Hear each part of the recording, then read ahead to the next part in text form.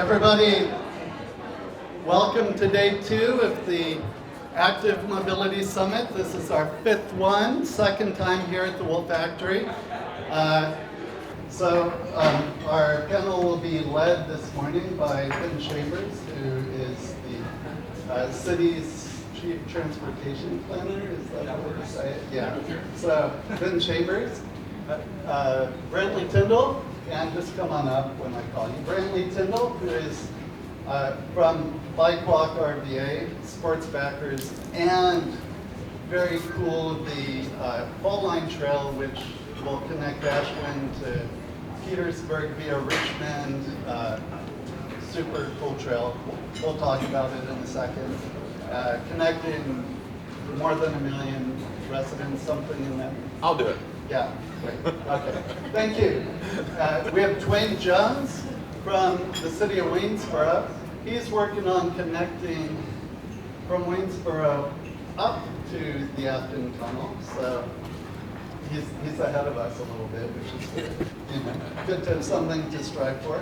And then Elliot Caldwell from the East Coast Greenway. Where do I sit? Right here, bud. Yeah, all right, grab the chair. Thank you. Let's hear it. Good morning, everybody. Oh, wait, hold on. You want to introduce the last one? And, sorry, we also are joined virtually by Kat Anthony, who gave the awesome keynote last night. Couldn't make it today, but it was great that she really rocked the house last night. And she is the executive director of the Virginia Capital Trail. So, awesome, thank you, and let's go. All right, good morning, everybody.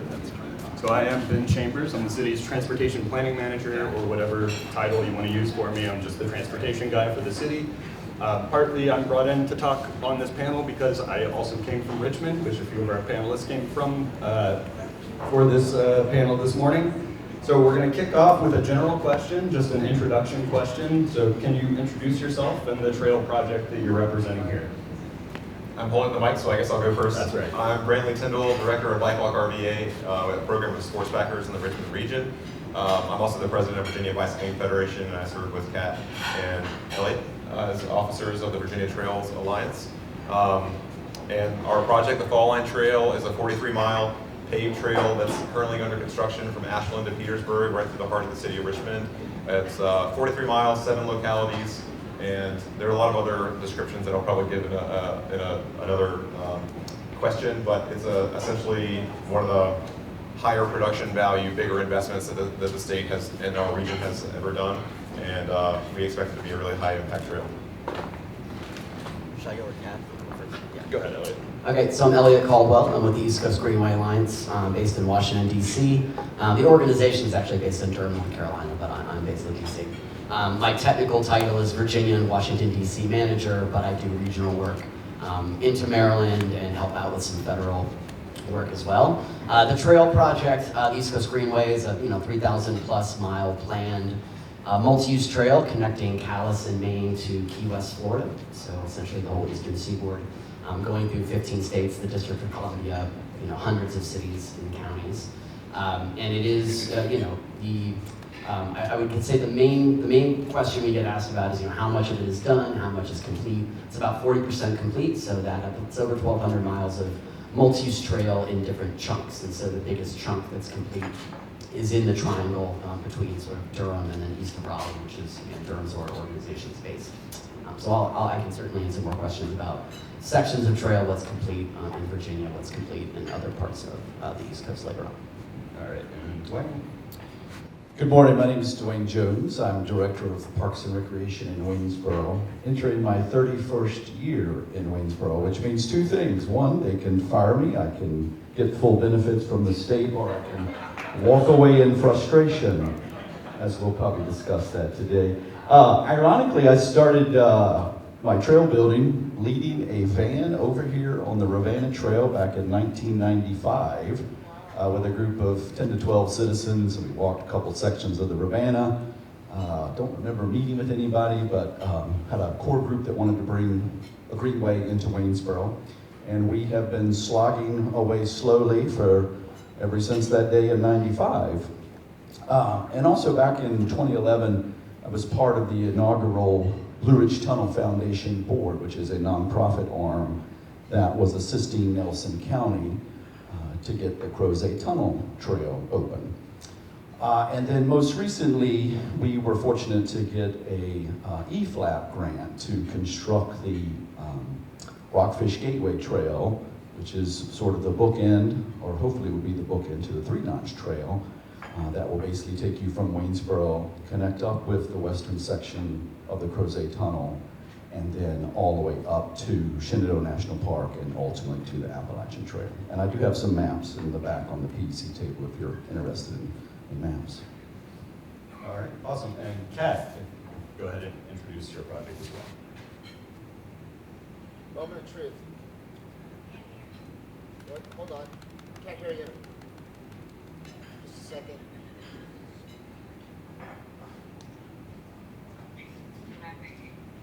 Oh, you got it? Good morning. You might. Good morning. All right. Back up. Good morning. I must have fatigued y'all yesterday with my talk, and so that's why probably the sound isn't working this morning. So good morning. My name is Kat Anthony. I'm the executive director of the Virginia Capitol Trail Foundation and also the president of the Virginia Trails Alliance. Get to work with Brantley and Elliot and other folks and Peter to help advocate for trails in Virginia. So as many of y'all heard yesterday, we have a 51.7-mile trail that goes from the Jamestown settlement in Richmond and goes all the way to the Jamestown settlement in Jamestown settlement in Williamsburg, all the way to the floodwall doors in Richmond. And so it's a recreational and transportation trail in Richmond that we get about 1 million trail counts every year. It's been a success, and we're celebrating our 10th anniversary actually in October. And so happy to talk about some of the successes of the Capitol Trail and get you all excited about building the 3-Notch Trail. So thanks for having me again. All right, well, don't go too far. I'm going to start with Kat on this first question. You're all right? So each of you is sort of representing a project that is further along in a process that we're just at the beginning of with 3-Notch Trail. So we're kind of looking to the future and looking to you guys and hoping that you can give us some information on what has surprised you the most with your project, so that we don't run into the same surprises, hopefully. So Kat, I'll start with you on the Capitol Trail. Yeah, so trying to think. So some of the surprises with the Capitol Trail. I mean, so, things, of course, that we've seen is, of course, economic benefits. We've seen health and wellness. We've seen a lot of the benefits to the Capitol Trail. I said this yesterday that I haven't heard anyone say, I wish we hadn't built it. And so I was, people overall have been seeing the success of the Capitol Trail. I also want to say that I've seen more trails getting built because of that, because of the Capitol Trail, like the Fall Line, like other folks. And so it's great to see just this forward momentum. And so that's been a happy surprise that's continuing. But I will say there are still folks who don't want trails built. And even though there is this successful model. And so I would say that maybe is another surprise, but we are seeing a lot of momentum with trails, with the Fall Line, with Trail 757, with other groups. And so, I'm also very happy to see that our trail is very diverse. And so those are just a couple of things that I've seen with the Capitol Trail. Awesome, thank you. And I'm going to ask the same question to all of our panelists, so we'll start with Brandon. All right, let me give a little primer about what the Fall Line is. And I'm happy to see Henry here from Tool Design. And we hired them to do a vision plan for the Fall Line Trail. It's on our website. I encourage you to take a look at it. It was great to bring some professionals in to analyze things that, as an advocate, it's difficult for me to really understand or have access to the information. We, at the beginning of drawing the original conceptual alignment for the Fall Line Trail, which is it runs north to south and will T-intersect with the Virginia Capitol Trail in the center of Richmond. We knew that we wanted to take the successful model of the Virginia Capitol Trail and make it higher impact, more successful, more used, and wanted to essentially we aspire for it to be a world-class trail. How do you do that? Well, we wanted some guidance from like best practices from around the world. We traveled around the country to see the Indianapolis Cultural Trail, the Atlanta Beltline, the Razorback Greenway in Bentonville, Arkansas, or Northwest Arkansas, and beyond. And one of the things that we really wanted to stress in our advocacy and the original concept for the fall line is that we didn't want this trail to be a marginal, using marginal land that was disconnected from where people wanted to go, for people being able to use the trail to get to whatever their origins and destinations are. We have fought tooth and nail and had some success getting the trail to go right through the heart of the city of Richmond. The Virginia Capitol Trail has about a mile in the city of Richmond on the edge, the eastern edge of town. The fall line is going to be 13 miles right through the heart of the city, crossing the James River at our entertainment district, Browns Island, and the new amphitheater. Major job centers, connections to 6 colleges and universities. And one of the big the statistics that we sought and we were able to get from Tool Design in their analysis is that within a 2-mile radius of the fall line, we will connect 350,000 people. The transportation impact there is, as far as I can tell, pretty much unparalleled in Virginia, the potential for people to use it in their day-to-day lives. When we went to Bentonville, we saw people using the Razorback Greenway to get to school. There are going to be 95 public schools within that 2-mile corridor. The potential for changing our lifestyles, for allowing people to live car-free or car-light that they can't today, that's the real impact that we're looking for. And just when we were kind of drawing our original line from bike ped plans that we had worked on for 4 years prior to that, we didn't really understand that that kind of level of impact was going to be possible in our region. And now that vision is what we're able to kind of sell as we're continuing to build this project out. Awesome. Ellie? So when I thought about this question, I sort of thought about it more as maybe what we or I underestimated or overestimated about the project. I'm not sure I've been too surprised in my 3 years with the East Coast Greenway Alliance and then doing this work in other spaces for a lot of years. But I think one thing I maybe underestimated was the degree to which, I mean, we talk about building multi-use trails. A lot of times you're using transportation dollars, sometimes recreational, RTP dollars or other kinds of recreational trail kind of program dollars. But the degree to which trails can be unprogrammed space and sort of create a third, fourth, fifth. I'm not much of a space psychologist or sort of a public spaces person necessarily in terms of academic background, but creating spaces where people can just be and exist in the world and not have to perform a certain function. So whether that's like being able to sit and breathe deeply, having mental health benefit to that, or going and fishing. I mean, doing something that's like passive recreation, but still has a very important sort of mental health or physical health kind of benefit to it. That's something that I think I vastly underestimated in this work, and we make stickers and buttons that sort of say like, I bike or I walk or I push a stroller on the East Coast Greenway. We keep wanting to talk about making stickers or buttons that say like, I sit on a bench on the East Coast Greenway or I fish on the East Coast Greenway, right? So, I'm all for the idea, and we do this constantly about sort of the trails create our transportation projects and will be used for not just commuting to work, but daily transportation needs, shopping, getting kids to school, that sort of thing. But I think there's also and it's not even a flip side because it's the same coin, but using a space like that, public space, as a place to contemplate, feel part of something that's bigger than yourself. I think that's something that actually has a lot of mental health benefits. I think I overestimated the degree to which, I grew up in DC, my mom worked in Capitol Hill, I have a political science degree, so I'm always thinking in terms of like jurisdictions and what line crosses here, and most people that use trails, that want to use trails, people that are that want to use trails that are not using them, don't particularly care about those sorts of like imaginary lines that were made up 200, 300, 100 years ago, right? They just want to be able to like get their kids to school safely, and maybe they want to do it by walking or biking, or they want to be able to bike to their doctor's appointment, and they just want to not be run over by a car. So I think, not that those things aren't important, they have incredible importance, understanding from a funding perspective and obviously maintenance and those sorts of things, but meeting people where they're at, trail users or prospective trail users, approaching them and understanding that really like the jurisdictional boundaries and some of it's not minutia because it's a big deal, but those minutia things to them are kind of meeting them where they're at and understanding that like they may not understand all those things, and walking them through that, but also meeting them where they're at and saying, we understand, like, you just want to get to this place, whether it's local control or state DOT, like, we'll work with you on it. I'm originally from Charlotte, North Carolina, and I grew up without a mountain view. I spent a lot of time in the mountains. My parents were in a camping club with a Shasta camper back in the 60s and 70s, and so we spent a lot of time in the mountains, but we'd always come back to Charlotte, was where I was from.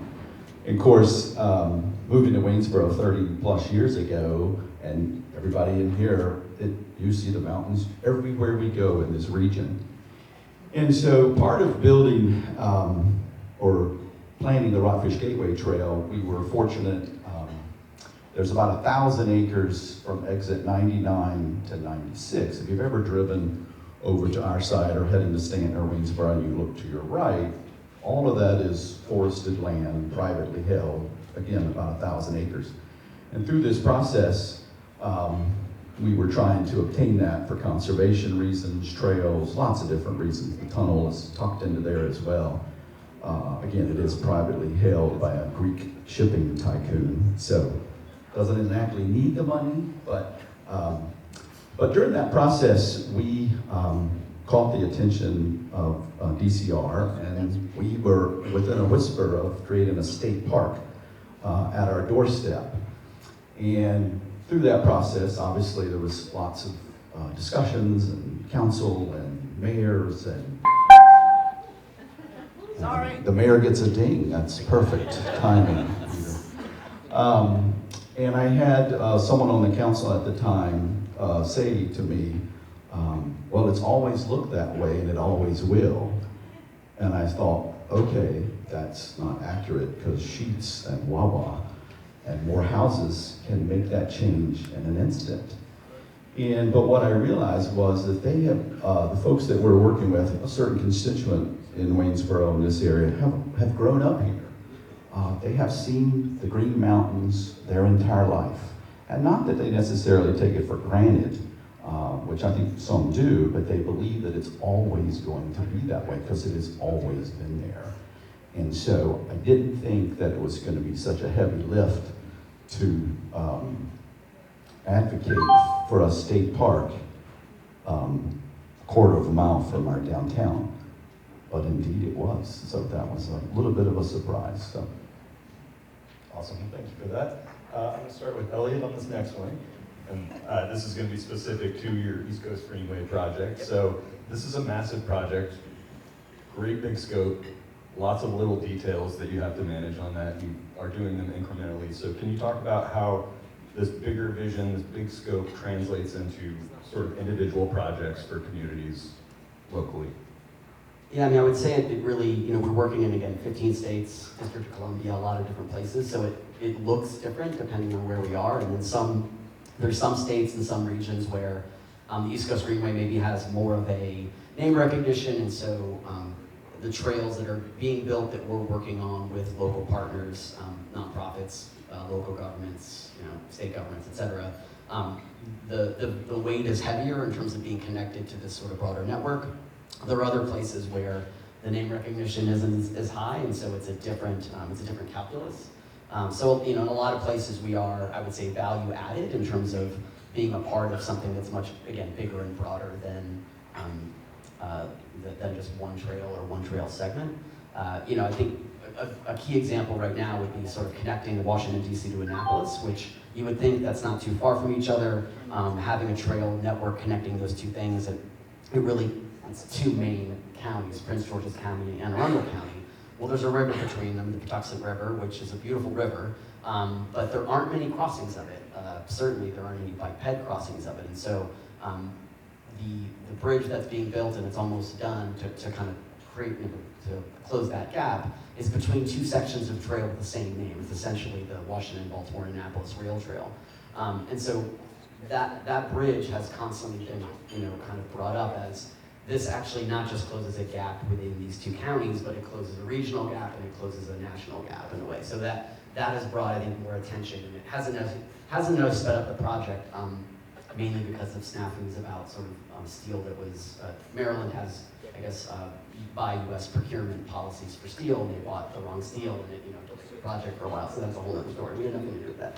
But the importance of a bridge like that, takes on a different meaning when you say we're a part of this sort of much larger project. But then there are places and situations where we have to sort of step back a little bit because folks locally, particularly maybe with a smaller section of trail, are intimidated or a little bit, the idea of people coming from hundreds of miles away to kind of come through as bike tourists, or even we've had people unicycle the East Coast Greenway, we've had people run it, we've had people hike major sections of it.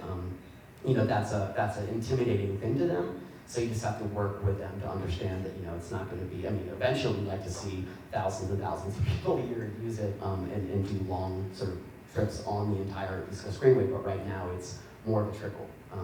But I think, one area that I think we've been able to help leverage with a lot of local communities is, again, sort of in a lot of metro areas, helping build and sustain and continue like a regional trail concept. And so there's a group called CRTI, which is the Coalition of Regional Trails Initiatives that we're heavily involved in, and being active in sort of that movement. And I think the Fall Line is a great example of a trail network that's developing that really has cooperation across multiple jurisdictions in ways that maybe they haven't necessarily been cooperating with before. And I think East Coast Greenway, sort of as a project and our organization, can help instigate that, support that in a number of different places. Awesome, thank you. Dwayne, so Elliot alluded to this a little bit, talking about how there's value added from trails. Based on your experience, can you talk about sort of the conversation that you have in Waynesboro around the costs and the benefits around your projects, and how do you sort of make the case for that investment that is worthwhile for Waynesboro? Sure. As I alluded to earlier, not every elected official sees the things we do. And obviously on our side of the mountain, we're a little more conservative over here in Charlottesville and Albemarle. And so I've had councilmen brag about the fact that we had the fourth lowest tax rate in the state. But that notwithstanding, the Rockfish Gateway Trail, we were fortunate to get an EFLAP, which is an Eastern Federal Lands Access Program. And it's unmatched with no politician. They love unmatched grants. It's just, they consider it free money. And so that was huge because I didn't have to make the case that I had to cut something. I had to take something from someone else to create a match. All of the grants that and all of the trail building we have done almost exclusively are TAP, or even all the way goes back to ICE-T, which are 80-20 VDOT pays, and we kick in 20%. So it is a good deal. It certainly takes time. So again, I'm not sure that I have fully convinced everyone that it's a good idea. Again, I didn't think there would be much pushback from a state park than the camping and the potential impact that would have on our community. Ultimately, it did work out. Those folks came on the tour, heard the message from DCR, and eventually were on board. But what I do tell them is our tiny little South River Greenway averages 52,000 users a year. The Blue Ridge Tunnel is 94,000 visitors a year. The Shenandoah National Park in 23 had 1.5 million visitors in 23. The Blue Ridge Parkway, the most visited national park in the entire United States, is 16.7 million. Waynesboro is 2 miles from where Shenandoah National Park and the Blue Ridge Parkway meet. Trails are economic engines, and people are the fuel. I say that constantly. And we're 2 miles, and we're still not there yet. So there's much to do, but the people are there, and it is time that we gather some of that economic impact, bring them down to Waynesboro. We have lots of things. If you haven't been in Waynesboro, restaurants and the Wayne Theater, we're getting a natural history museum. There's lots going on, and to pull a fraction of those 16.7 million people down in Owensboro will be a game changer. Awesome. Quick program announcement. Hey folks, so this is the most important part of our event, really, and we're going to use as much time as we need for the panel.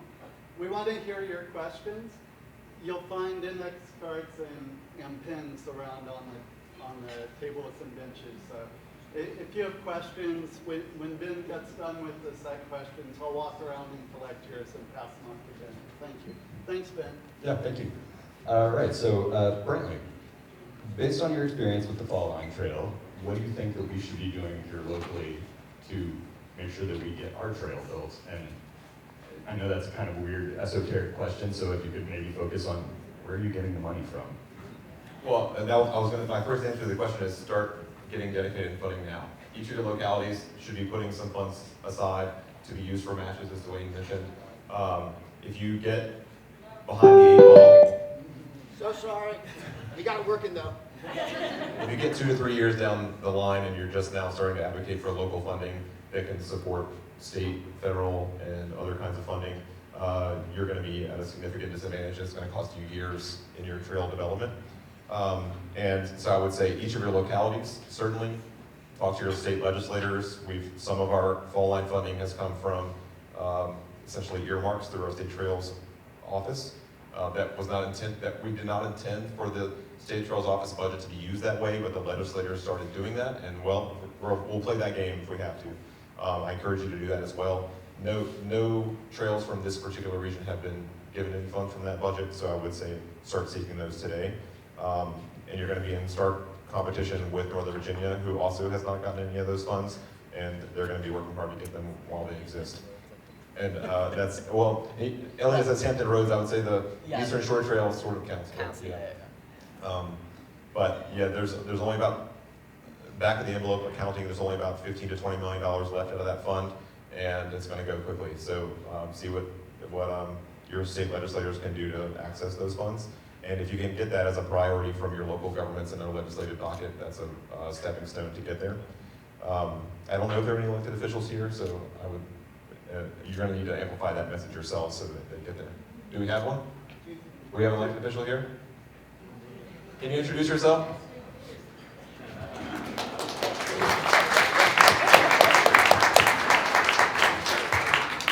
My name is Juan Diego Wade. I'm the mayor of the great city of Charlottesville.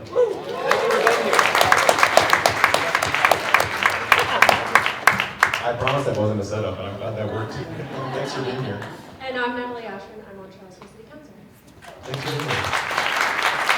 Any board of supervisors that I didn't notice? Nobody else snuck in? And Malik was here last night. Oh, cool.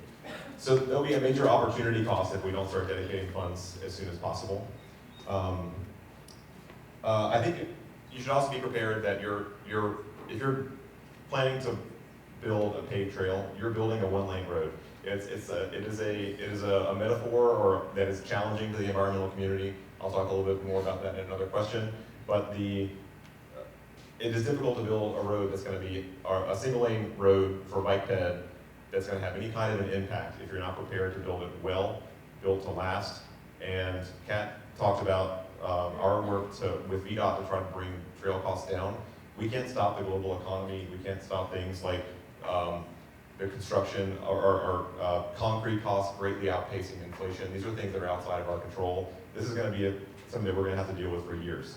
But the sooner we pay for those materials, the less of an impact inflation has on what we are able to do. So we lose money every day that we're not building the trail.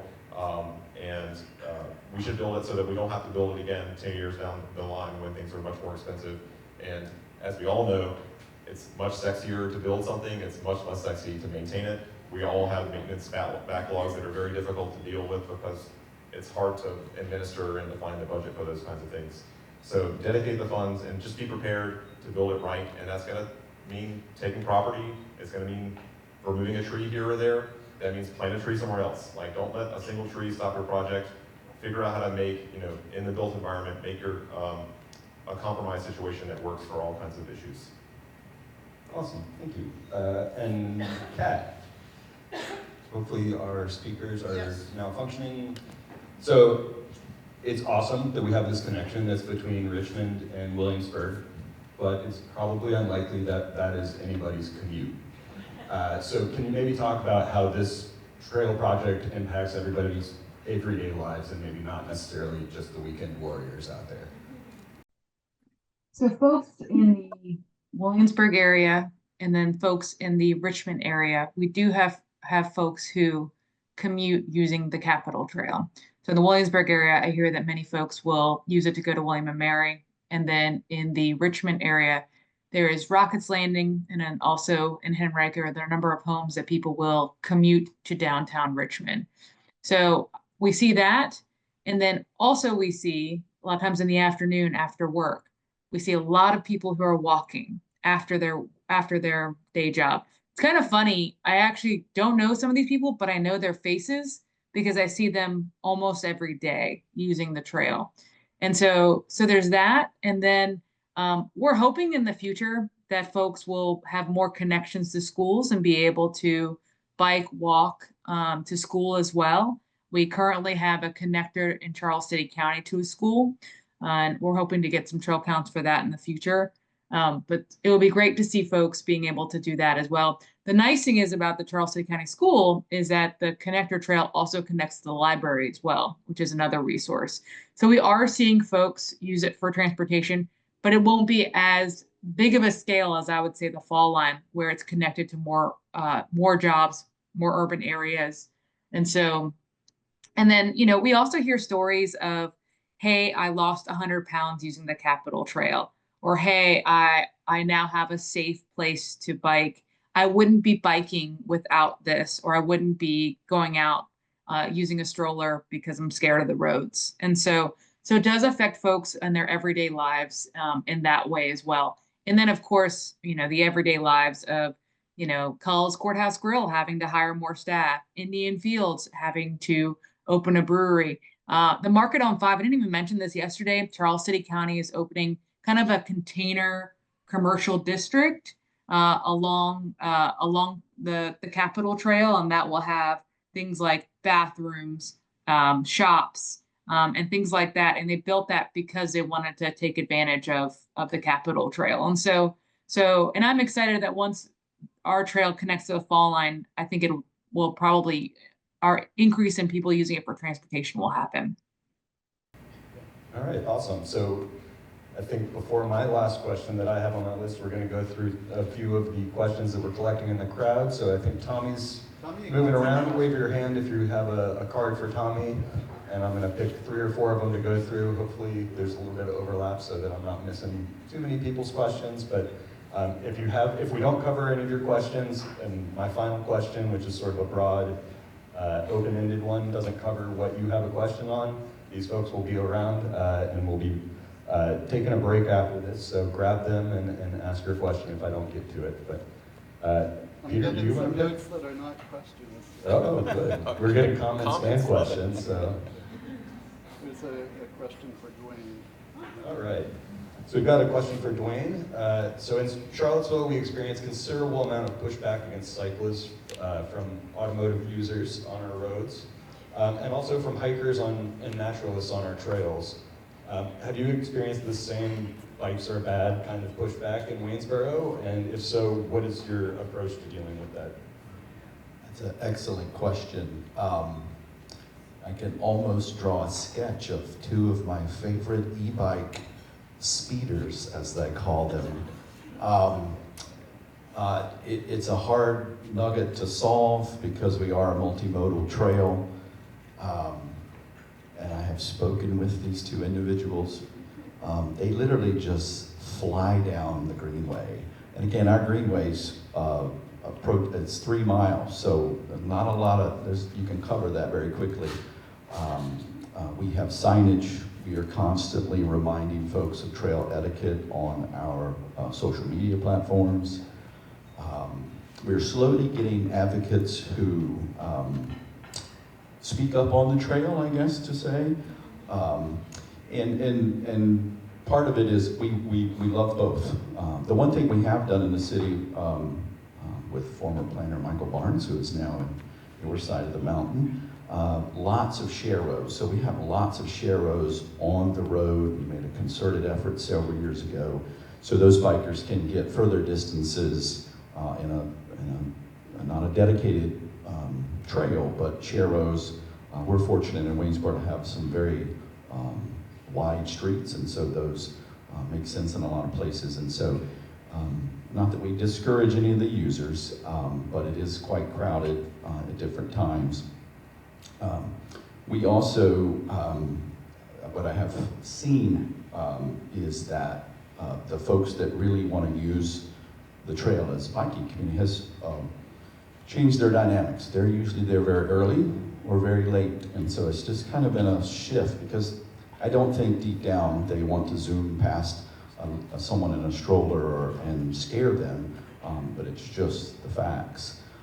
Something we've also noticed in the tunnel, when it first opened, it was in the first month in 2020, there were 47,000 people that visited the tunnel. That's a lot of people at one time. And the bikers, and again, it's too short. The bikers were like, well, that was quick. I got to turn around. And so it has slowly reduced the amount of bikers that use that. Again, they get frustrated. They want to explore it, but it's too short if you're into exercise or trying to bike that. So the Rockfish Gateway Trail, which I didn't mention earlier, will be a combination. Some of it will be fully paved, your typical 10-foot paved trail connecting to the tunnel, fully ADA. But then as you cross over 250 and get up to Shenandoah National Park, that is not going to be paved. It's going to be very similar to the Appalachian Trail. And so there will be a combination of surfaces and grades and things that we will deal with. So we believe that some of that will help, because obviously if you're on a street bike, you cross over there and hit a dirt road, you're going to turn around and use another section of the trail. Can I give a follow-up answer? Yes, absolutely. This is my bread and butter.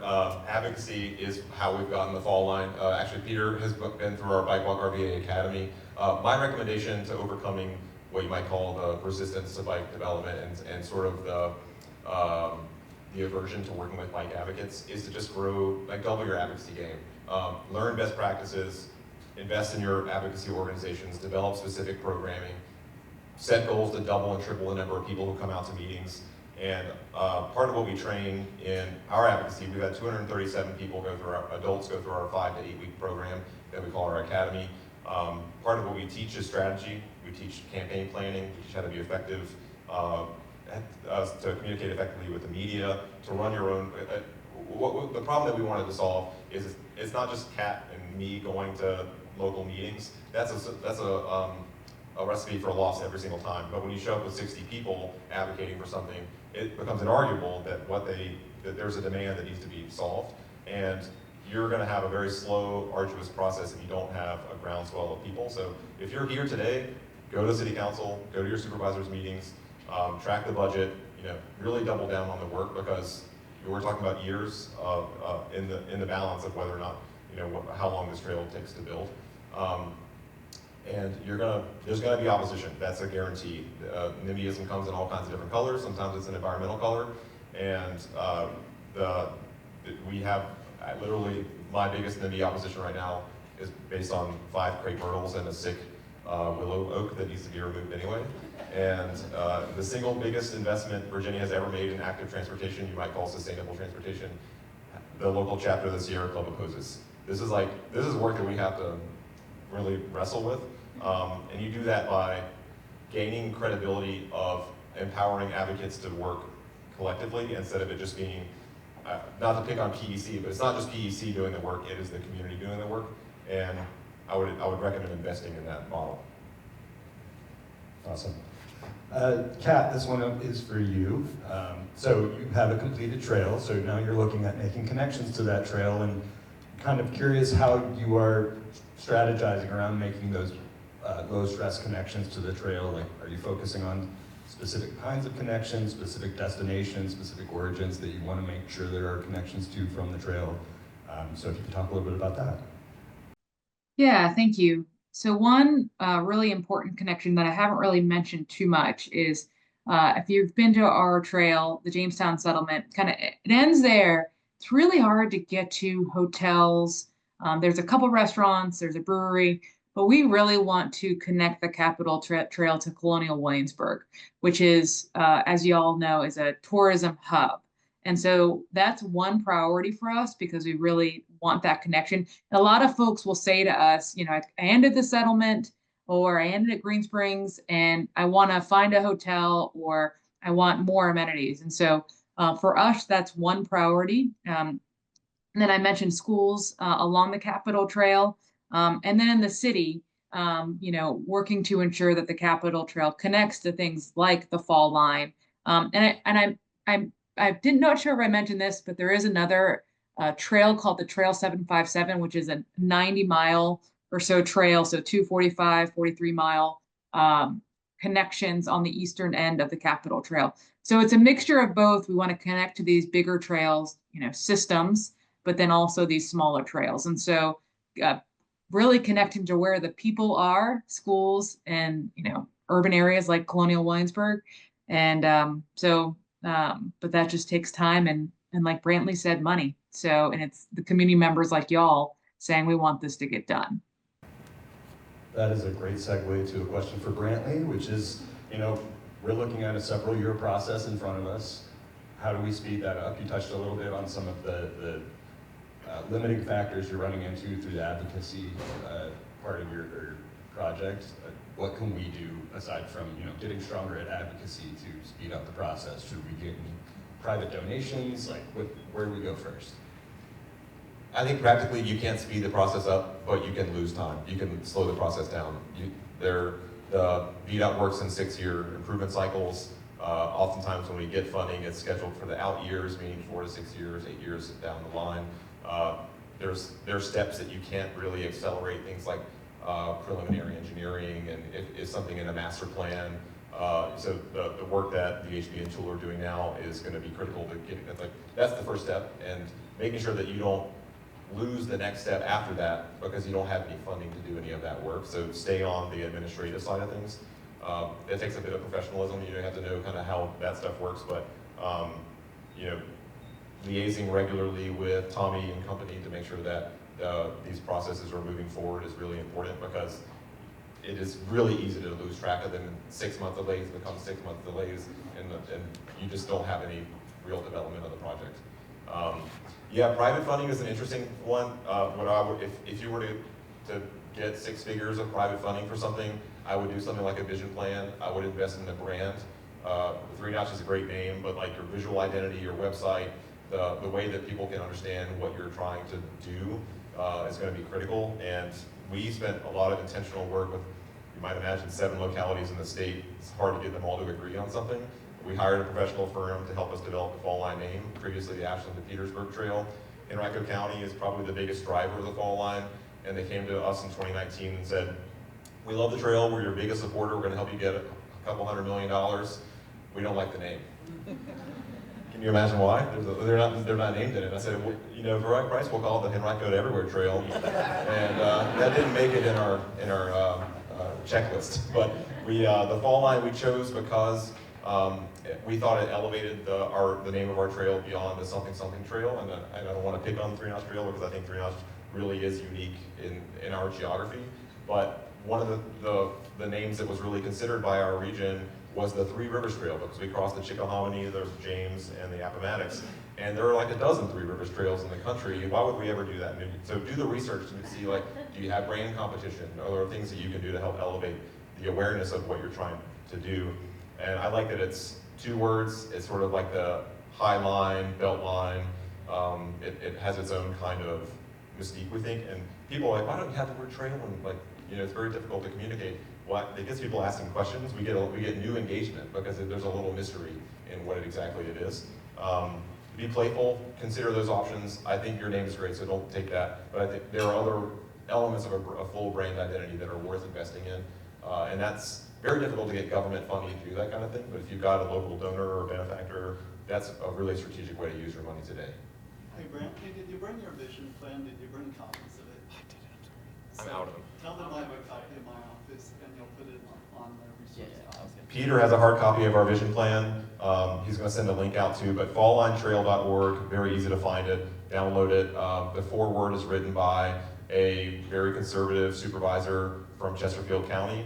Chesterfield County was not a natural partner early in this process, but they very much became one of our biggest supporters, and it's been really heartwarming over the past several years to have their very strong leadership to help leverage the regional funds. I don't know if I have time to talk about this. I'm going to hand the mic over to Ellie in a second. But we've raised about $281 billion, or excuse me, $1 million, quarter of a billion. Oh, that's it, Mike. $281 million. It's about 2/3 of the cost of this project. That seems astronomical, doesn't it? Like 10 years ago, we thought $72 million for the Virginia Capitol Trail was like amazing. Certainly that's a lot of money. One, construction is going through the roof, inflation's through the roof. But like I said, we're also making a major investment in some of the highest value places in our region. We want people to be able to get there. I don't know how, I mean, the cost of building an interstate is much more expensive than that. So, you know, let's make sure we compare these things with some proper relativism. But I'm going to make a statement about this later so I can kind of wrap this up. But these trails will pay for themselves in economic development if you know what you're trying to seek. It is not simply property values within a half mile, and it's not simply how many people go to bike shops and go to your bike events. You're really looking at pennies there instead of dollars, and you really need to think about the bigger picture. So I will pass that on, but the brand helps you to really elevate that, and our vision plan has really helped us over the past couple of years.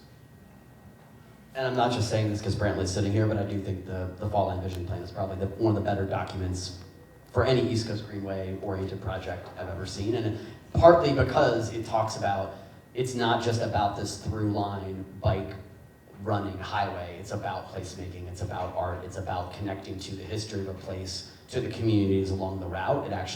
It grounds the trail in a place versus just having a, like, again, I think what some detractors would say is like a bike ped super highway, which is not really what anyone wants, but that's something that comes up. So yeah, I'd highly recommend checking out the vision plan, downloading it, and looking at it.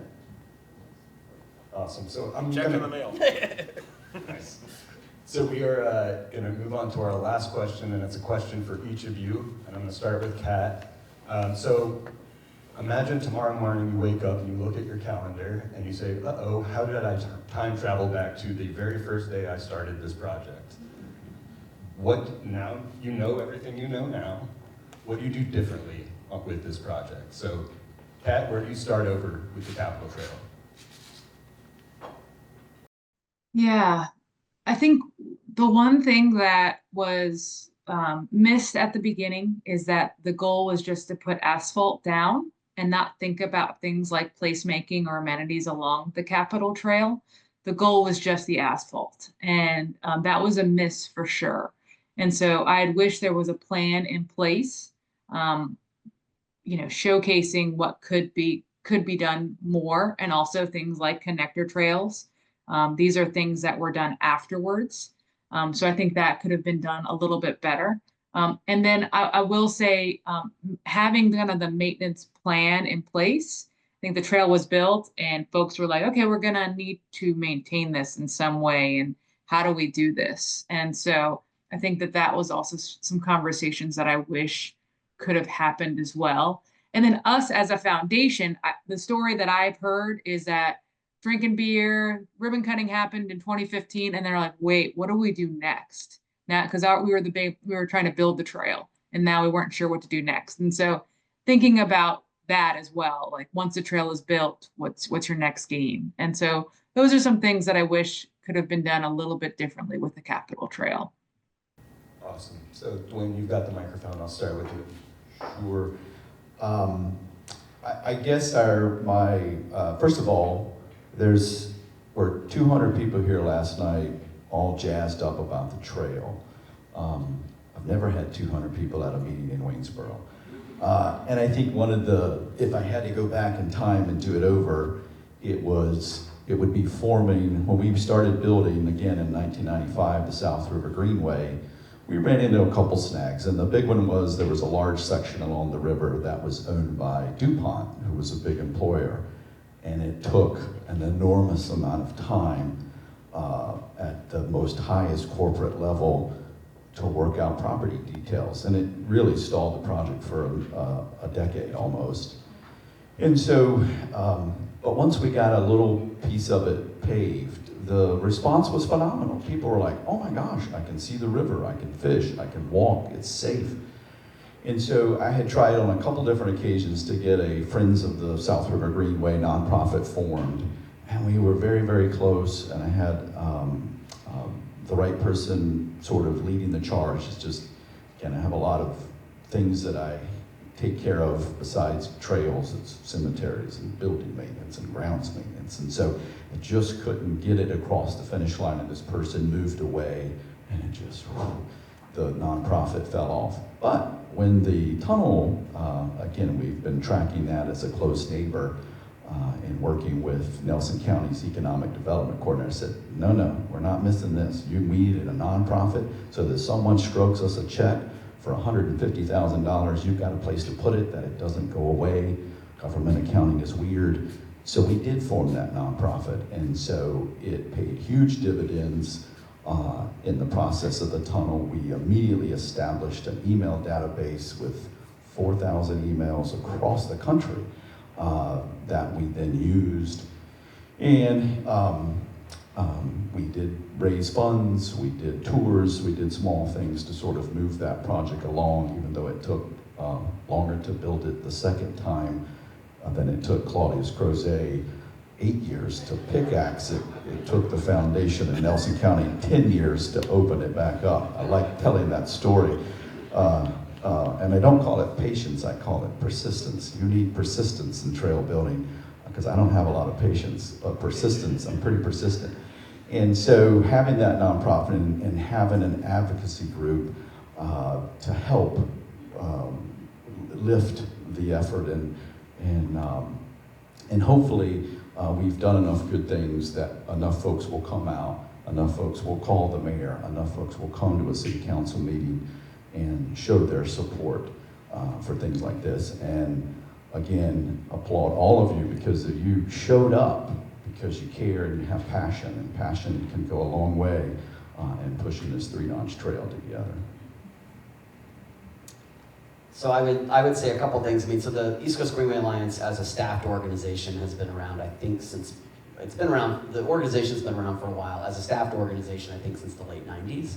And I would say, I think the organization, I'm gonna speak a little bit off the actual trail itself, but maybe from the organizational perspective, which is to like staff up quicker than they maybe did in terms of regional staff, and because so many places that we are working with local advocates and others to build trail, to build something, part of this broader network, they're doing this on their side time, or they're doing it as a volunteer. And so being able to have field staff, particularly that can work in more rural or exurban places where maybe there aren't people that are professional paid trail advocates, or even some electeds that are not full-time elected officials, like that's a huge, huge thing. So I think staffing up so that you have people who are paid to actually advocate and help work with the planners, work with paid staff, et cetera, with government staff on these sorts of trails is a huge thing. I would also say, because of the way transportation dollars flow and the importance of state DOTs, like early on, we sort of have state coordinators, we had state committees that were unpaid and volunteer, and then sort of state coordinators and then managers within regions, but usually they're based upon states. And I think rethinking the map of the entire East Coast is really like population hubs. And so in a lot of ways, sort of my region of sort of DC to Fredericksburg to Richmond to Hampton Roads, and even a little bit over to sort of Annapolis and Baltimore. A lot of the day-to-day work that I do is sort of based out of those hubs. And so thinking about trail projects, not just as a part of a sort of a state transportation plan, but also within a regional context, within what an MPO is doing or a PDC is doing or what have you, making sure that all those planning documents and everything that's going on is not just at a state level, which is what we did very early on, was getting things in the tip and the STIP, getting state DOTs to buy in. I would say getting things bought in at a regional level, and again, like I'm going to give the Fall Line a ton of credit in terms of CBTA. The Fall Line is a huge priority of that newly created or newishly created transportation authority, and that's a huge win for that trail and it actually happening versus it just sort of staying as a plan on a shelf. And so that regional context where you're really working as a region towards a regional trail network is probably something that we didn't think about as much at the beginning with the East Coast Greenway, but I think now it's absolutely indispensable, and more places within our network of cities and regions need to think about sort of how to use that model. Brantley, take us home. Sure. I want to echo one quick thing that Elliot said. It is a very difficult, heavy lift, multi-year process to get the Central Virginia Transportation Authority set up, and we were among the minorest of players in that effort. But we supported our 9 local jurisdictions in changing state law to allow a local tax. It's a small gas, diesel, and sales tax to contribute approximately $200 to $250 million a year to transportation projects. There was a lot of resistance to that. This is the 4th transportation authority in the state. There's one in Hampton Roads, Northern Virginia, and the I-81 corridor. Something that happened is that CVTA was created on the cusp of the COVID lockdown, when everyone knows for a year and a half you couldn't buy a bike in the US because everyone couldn't go to the gym anymore, couldn't go to work. Every bike was bought, and there was a huge demand and a perceived demand for biking everything. And so in our region, the CVTA was created, would generate $150 million of money that needed to be used for a regional project, meaning all 9 member localities had to approve the spending of this project. It was the time to strike on an active transportation trail, and they devoted $104 million to the trail in 2021. That leveraged $80 million from the state. So essentially overnight, we got $180 million. You pair that with some existing projects that we went from basically $20 to $220 million overnight. That went, that grew the snowball orders of magnitudes instantly. And we've been kind of riding that momentum since, and the growth has been slower since then, but now we're under construction. That's been very beneficial. That's a big policy effort. Put that in the back of your mind. That's probably outside of the scope of anyone in this room today, but it takes regional collaboration. And Virginia, with its independent cities, does not have a regional collaboration pretty much. Now, our region shares $150 to $200 million a year. They talk to each other much more nicely than they used to. And so there's the funding benefit, but the fact that the mayor of the city of Richmond now has a great working relationship with Hanover, Henrico, Chesterfield, and beyond, that was unthinkable 20 years ago. And it's an amazing, the impacts of that have been amazing. Now to answer my question, my answer to your question is take the mayor, take your supervisors to Bentonville, Indianapolis, Durham, North Carolina. We've led study trips to the DC region, all of those places and beyond, and we've taken county administrators, bike ped planners, DCAOs, the head of Virginia's DCR, Matt Wells, deputy secretary from the Natural Resources Secretariat to these places, and they come back not only inspired, our elected officials see how it serves our people and how it can contribute to our local economy. Our transportation people see the problems that their peers were able to solve in a real world scenario, and they come back ready to solve problems here. And nobody comes back and forgets about their trip. And if you're only going to pick one place, I'd say Bentonville, because it's like Disneyland, and I would go there on a personal vacation any day of the week. So I hope that you get a trip out of this, Mr. Mayor, and I'm here to help support that effort. All right, it sounds like I've got a trip in my future. That's awesome. I want to add one thing, because they sparked a thought, because it's important for this group. Get to know your CTB member, your Commonwealth Transportation Board. Go to a meeting. It is a sort of a weird thing to do, but they are appointed. It's political. There's backdoor deals, in my opinion, but get to know them. Find out how they work. The tunnel had 2 advocates, and neither one of those, well, one was Lockett, Bert Dodson, who owns Dodson's Pest, was a big advocate when the tunnel was getting started back in the early 2000s, and Dixon Whitworth was a Winchester area. We gave them a tour in the dark with the railroad, and it really paved the way. Again, it was an enormous amount of work, but once we got some of those CTV, and they change, administration change, follow them constantly, because at some point in time, they're stroking the check if you're using VDOT funds. Awesome. Thank you so much to our panelists. Our interrogation is over. We went a little long, but I'm going to hand this over to Peter and keep it moving. Yeah, thank you, panelists. Let's get it again for all these people. That includes Ben. So there were a whole bunch of questions